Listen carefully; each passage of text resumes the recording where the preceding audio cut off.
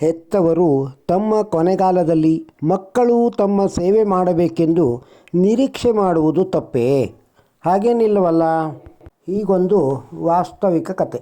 ನಿವೃತ್ತಿಯಾದ ಮೊದಲ ದಿನ ನಾನು ಮೊದಲು ಮಾಡುವ ಕೆಲಸವೇನೆಂದರೆ ನನ್ನ ಅಮ್ಮನನ್ನು ವೃದ್ಧಾಶ್ರಮಕ್ಕೆ ಸೇರಿಸುವುದು. ನನ್ನ ಮನೆಯಲ್ಲಿ ನಾನು ಈ ಮಾತುಗಳನ್ನು ಹೇಳುತ್ತಾ 1 ವರ್ಷವಾಯಿತು. ಇನ್ನು ಈ ಕೆಲಸವನ್ನು ಮುಂದೆ ಹಾಕುವಂತಿಲ್ಲ. ಯಾಕೆಂದರೆ ನಿನ್ನೆ ನನಗೆ ನಿವೃತ್ತಿಯಾಯಿತು. ನನ್ನ ಹೆಂಡತಿ ಮಕ್ಕಳೆಲ್ಲ ಈ ದಿನಕ್ಕಾಗಿಯೇ ಕಾದು ಕುಳಿತವರಂತೆ ಇದ್ದಾರೆ. ನನ್ನ ಅಮ್ಮ ಆರೋಗ್ಯವಾಗಿಯೇ ಇದ್ದವಳು ಸುಮಾರು 2.5 ವರ್ಷಗಳಿಂದ ಅನಾರೋಗ್ಯಕ್ಕೆ ಬಿದ್ದಳು. ಇತ್ತೀಚೆಗೆ 1 ವರ್ಷದಿಂದ ಮಲಮೂತ್ರ ವಿಸರ್ಜನೆಯ ಮೇಲೆ ಕೂಡ ಅವಳಿಗೆ ನಿಯಂತ್ರಣವಿಲ್ಲ. ಬೆಳಗ್ಗೆ ರಾತ್ರಿ ಅವಳನ್ನು ನಾನು ನೋಡಿಕೊಳ್ಳಬಲ್ಲೆ. ಆದರೆ ನಾನು ಕೆಲಸಕ್ಕೆ ಹೋದಾಗ ಅವಳನ್ನು ನೋಡಿಕೊಳ್ಳಬೇಕಾದವಳು ಇವಳೇ, ಅಂದರೆ ನನ್ನ ಹೆಂಡತಿಯೇ. ನನಗಾದರೂ ಅವಳು ತಾಯಿ, ನನ್ನವಳಿಗೆ ಅವಳು ತಾಯಿಯಾ? ನನ್ನ ಸಿಡುಕಿನ ನೋಟಕ್ಕೆ ಬೆದರಿ ಇವಳು ಅತ್ತೆಯ ಚಾಕರಿ ಮಾಡುತ್ತಿದ್ದಾಳೆ. ಆದರೆ ಇವಳ ಮುಖದಲ್ಲೊಂದು ತಿರಸ್ಕಾರದ ನೋಟ ಚಿರಸ್ಥಾಯಿಯಾಗಿ ನಿಂತ ಹಾಗೆಯೇ ನನಗೆ ಕಾಣಿಸುತ್ತಿದೆ. ಇವಳಿಗಾದರೂ ಈ ಭಾವ ಸಹಜವೇ? ಹೊರಗಿನಿಂದ ಬಂದವಳು. ಆದರೆ ನನ್ನ ಮಕ್ಕಳಿಗೂ ಅನಾರೋಗ್ಯದ ಅಜ್ಜಿ ಬೇಡವೆನಿಸುವುದು ನನಗೆ ದಿಗಿಲು ಹುಟ್ಟಿಸುವುದು. ನನ್ನ ಮಗ ಅಭಿಲಾಷ ಆದರೂ ಹುಡುಗ ಮುಲಾಜಿಲ್ಲದೆ ಹೇಳಿದ್ದ, ಅಮ್ಮ, ನನ್ನ ಫ್ರೆಂಡ್ಸ್ ಇರುವಾಗ ಅಜ್ಜಿಯನ್ನು ಹೊರಗೆ ಬಿಡಬೇಡ. ಆದರೆ ನನ್ನ ಮಗಳು ಶಿಶಿರ, ಅಬ್ಬಾ ಅಜ್ಜಿ ಗಬ್ಬು ನಾಥ ವ್ಯಾಕ್ ಅಂದಾಗ ಸಿಟ್ಟು ನೆತ್ತಿಗೇರಿತ್ತು. ಮಕ್ಕಳೇ, ಸ್ವಲ್ಪ ಕಾಲ ಸಹಿಸಿ ನನ್ನ ಅಮ್ಮನನ್ನು ವೃದ್ಧಾಶ್ರಮಕ್ಕೆ ಸೇರಿಸುವ ಅಂದಿದ್ದೆ. ಹೆಂಡತಿ ಮಕ್ಕಳೇನೋ ಸುಮ್ಮನಾದರು. ಆದರೆ ಅಮ್ಮ ಅಂದಿನಿಂದ ಮತ್ತಷ್ಟು ಮೌನಿಯಾದಳು. ಇಂದು ನನ್ನ ನಿವೃತ್ತಿಯ ಮೊದಲ ದಿನ. ಅಮ್ಮನ ಪ್ರಾತಃವಿಧಿಗಳನ್ನೆಲ್ಲ ಮುಗಿಸಿ ನಾವು ಹೊರಟು ನಿಂತೆವು. ಯಾಕೋ ಹೆಂಡತಿ ಮಕ್ಕಳೂ ಹೊರಟು ನಿಂತರು. ಅಮ್ಮನ ಮುಖದಲ್ಲಿ ಕಳೆ ಇಲ್ಲ. ವೃದ್ಧಾಶ್ರಮಕ್ಕೆ ಸೇರಿಸುತ್ತೇನೆ ಎಂದ ಮಗನ ಮಾತು ಇವಳ ಕಿವಿಗೂ ಆವಾಗ ಬಿದ್ದಿರಬೇಕು. ಬಲಿಪೀಠಕ್ಕೆ ಕರೆದೊಯ್ಯುವ ಮೇಕೆಯಂತೆ ಉಸಿರೆತ್ತದೆ ಮಗ ಕರದಲ್ಲಿ ಬರುತ್ತಾಳೆ. ನಾವೆಲ್ಲರೂ ಕಾರಿನಲ್ಲಿ ಕುಳಿತೆವು. ಮಗರಾಯ ಕಾರನ್ನು ಚಲಾಯಿಸುತ್ತೇನೆ ಅಂದ. ಅವನಿಗೆ ಕೊಡದೆ ನಾನೇ ಕಾರನ್ನು ಚಲಾಯಿಸಿಕೊಂಡು ಬಂದೆ. ಒಂದು ಹಂಚಿನ ಮನೆಯ ಬಳಿ ಕಾರು ನಿಲ್ಲಿಸಿದೆ. ಹಾರ್ನ್ ಮಾಡಿದೆ. ಮನೆಯೊಳಗಿನಿಂದ ನನ್ನ ಗೆಳೆಯ ಓಡೋಡಿ ಬಂದ. ನಾನು ಕಾರಿನ ಬಾಗಿಲು ತೆಗೆದು ಅಮ್ಮನನ್ನು ಕೆಳಗಿಳಿಸಿದೆ. ವೃದ್ಧಾಶ್ರಮ ಅಲ್ವಾ? ಹೆಂಡತಿ ಬಾಯಿ ತೆಗೆದಳು. ನಾನು ಮಾತನಾಡದೆ ಅಮ್ಮನನ್ನು ಕರೆದುಕೊಂಡು ಮನೆಯ ಒಳಗೆ ಕರೆದುಕೊಂಡು ಬಂದೆ. 1 ಬೆಡ್ರೂಮು, 1 ಹಾಲು, 1 ಕಿಚನ್ನು. ನನ್ನ ಗೆಳೆಯ ಸರಿಯಾದ ಚಿಕ್ಕ ಮನೆಯನ್ನೇ ಆಯ್ದುಕೊಂಡಿದ್ದ.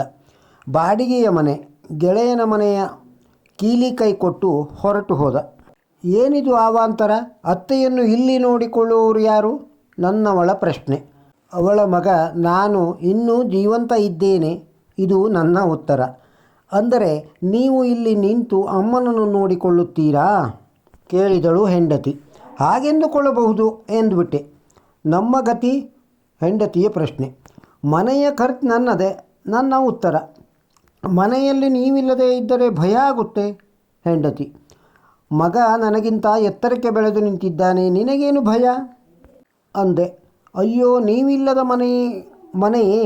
ಇವಳ ಕಣ್ಣಲ್ಲಿ ಗಂಗಾ ಪ್ರವಾಹ, ಅಮ್ಮನ ಕಣ್ಣಲ್ಲಿ ಅಶ್ರುಧಾರೆ. ಅವಳನ್ನು ವೃದ್ಧಾಶ್ರಮಕ್ಕೆ ಸೇರಿಸುತ್ತೇನೆ ಎಂದುಕೊಂಡಿರಬೇಕು. ಈಗ ಅವಳ ಕಣ್ಣಲ್ಲಿ ಸಂತೋಷ ಉಕ್ಕಿ ಹರಿಯುತ್ತಿದೆ. ಅವಳನ್ನು ಮಂಚದ ಮೇಲೆ ಮಲಗಿಸಿದೆ. ಮಗ, ಮಗಳು, ಇವಳು ಎಲ್ಲರೂ ಸ್ತಬ್ಧ, ಚಿತ್ರದ ಹಾಗೆ ಮೂಕರಾಗಿದ್ದಾರೆ.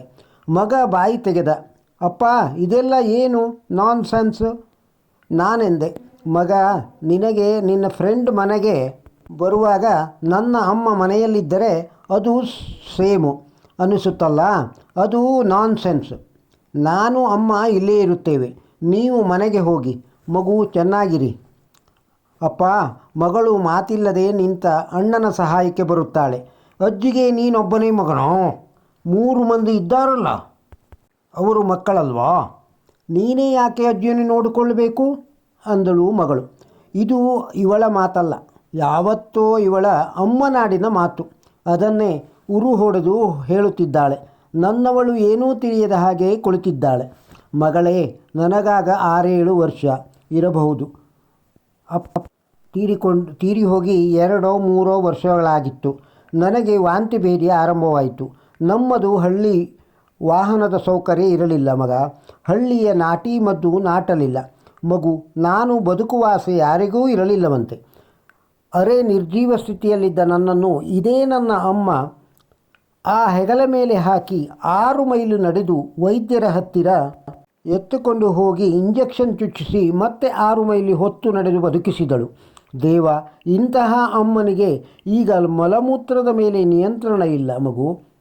ಹೆಣ್ಣಾದ ನಿನಗೂ ನಿಮ್ಮಮ್ಮನಿಗೂ ಇದು ಅಸಹ್ಯ ಅಂತ ಆದರೆ ನನ್ನ ಅಣ್ಣಂದಿರ ಹೆಂಡಂದಿರಿಗೂ ನನ್ನ ಅಮ್ಮ ಈ ವೃದ್ಧಾಪ್ಯದಲ್ಲಿ ಅಸಹ್ಯವೇ ಆಗುವಳು ಮಗು.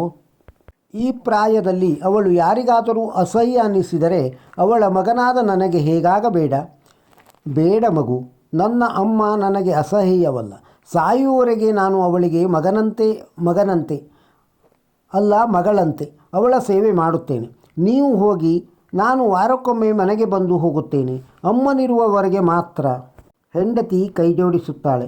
ಬನ್ನಿ, ನಮ್ಮದು ತಪ್ಪಾಯಿತು. ಅತ್ತೆಯನ್ನು ಅಮ್ಮ ಅಂತ ತಿಳಿದುಕೊಳ್ಳುತ್ತೇನೆ. ನೀವಿಲ್ಲದ ಮನೆ ನಮಗೆ ಮನೆಯೇ. ಹೋಗುವ ಬನ್ನಿ. ಅವಳಿಗೆ ಗಾಬರಿಯಾಗಿದೆ. ಮಕ್ಕಳೇ, ನಾನು ಹೇಳುತ್ತೇನೆ, ಈ ಮಲಮೂತ್ರಗಳೆಲ್ಲ ಮಾನವನ ಜೀವನದ ಅನಿವಾರ್ಯ ಸಂಗತಿಗಳು. ಅದು ಬೇಡ ಅನ್ನಿಸಿದರೆ ಯಾವ ಹೆಣ್ಣು ಹೆರಲಾರಳು, ಯಾವ ದಾದಿಯೂ ಕೂಡ ಸೇವೆ ಸಲ್ಲಿಸಲಾರಳು, ಯಾವ ಡಾಕ್ಟ್ರು ಕೂಡ ಡಾಕ್ಟ್ರ್ ಆಗಲಾರ. ಇನ್ನು ಬದುಕಿ ಉಳಿದರೆ ನಾನು ಮುದುಕನಾಗುತ್ತೇನೆ. ಆರೋಗ್ಯದ ವಿಷಯ ನನ್ನ ಕೈಯಲ್ಲಿ ಇಲ್ಲ. ನಮ್ಮಮ್ಮನಿಗಾದರೂ ನಾನಿದ್ದೇನೆ.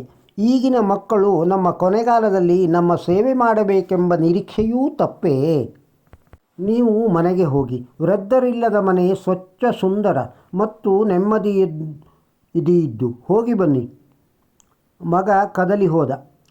ಅಪ್ಪ, ಮಕ್ಕಳು ತಪ್ಪು ಮಾಡಿದರೆ ಕ್ಷಮಿಸಬೇಕಾದುದು, ತಪ್ಪಿದ್ದರೆ ಸರಿದಾರಿಯಲ್ಲಿ ನಡೆಸಬೇಕಾದುದು ಹಿರಿಯರ ನೀತಿಯಲ್ಲವೇನಪ್ಪ? ನೀವು ನಮ್ಮ ಕಣ್ಣು ತೆರೆಸಿದಿರಿ.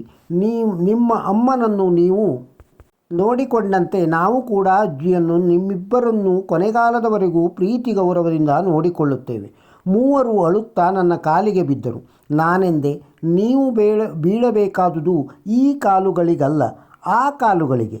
ಅಮ್ಮನಿಗೆ ಎಷ್ಟು ಅರ್ಥವಾಯಿತೋ ಅವಳ ಸೊಸೆಯೂ ಮೊಮ್ಮಕ್ಕಳು ಅವಳ ಕಡ್ಡಿಯಂತಿರುವ ಕಾಲಿಗೆ ಬೀಳುವಾಗ ಅವಳ ಒಣ ಕಣ್ಣುಗಳು ಒದ್ದೆಯಾಗಿದ್ದವು. ಒಂದಂತೂ ಸತ್ಯ, ನೀನು ಮಾಡುತ್ತಿರುವ ಕೆಲಸದಿಂದ ನಿನಗೆ ಆತ್ಮವಿಶ್ವಾಸ ಮತ್ತು ಶಾಂತಿ ಸಿಕ್ಕರೆ ಅದು ಪರಿಪೂರ್ಣತೆ. ಈ ಕಥೆಯಲ್ಲಿರುವ ಅಂಶ ಸತ್ಯವೆನಿಸಿದರೆ ಒಂದು ಲೈಕ್ ಕೊಡಿ. ಇದನ್ನು ಇತರರಿಗೂ ಶೇರ್ ಮಾಡಿ. ನಮ್ಮ ಚಾನಲ್ಲಿಗೆ ಇನ್ನೂ ಸಬ್ಸ್ಕ್ರೈಬ್ ಆಗದೇ ಇದ್ದರೆ ಸಬ್ಸ್ಕ್ರೈಬ್ ಆಗಿ ಸಹಕರಿಸಿ. ಈ ಚಾನಲ್ಲಿನ ಹಿಂದಿನ ವಿಡಿಯೋಗಳನ್ನು ನೋಡಿ ಆನಂದಿಸಿ. ನಮಸ್ಕಾರ.